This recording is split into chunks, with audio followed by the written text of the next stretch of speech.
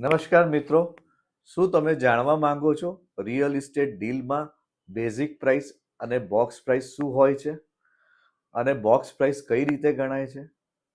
નવા પ્રોજેક્ટમાં એક ફ્લેટની એક બેઝિક કિંમત હોય છે અને એ બેઝિક કિંમતમાં જ્યારે development charge, maintenance deposit, running maintenance, club charges, other charges, GST, stamp duty, registration charges, પાર્કિંગના ચાર્જીસ ઉમેરવામાં આવે છે ત્યારે એ બોક્સ પ્રાઇસ બની જાય છે.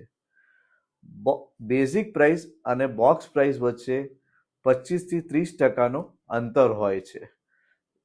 દાખલા તરીકે જ્યારે એક ફ્લેટની બેઝિક પ્રાઇસ જે છે એ 75 થી 80 લાખ રૂપિયા છે, તો બીજા બધા ચાર્જીસ ઉમેરતા એની બોક્સ પ્રાઇસ જે છે એ 1 કરોડ રૂપિયા થઈ જાય છે. બોક્સ પ્રાઇસ જે છે એ ફ્લેટની સંપૂર્ણ કિંમત છે. તો હવે જ્યારે તમે ફ્લેટ લેવા જાઓ તો ફ્લેટની ફક્ત બેઝિક પ્રાઇસ ના જાણો, પણ એની બોક્સ પ્રાઇસ પણ જાણો, તો તમને ફ્લેટનું ડિસિઝન લેવામાં સરળતા થશે.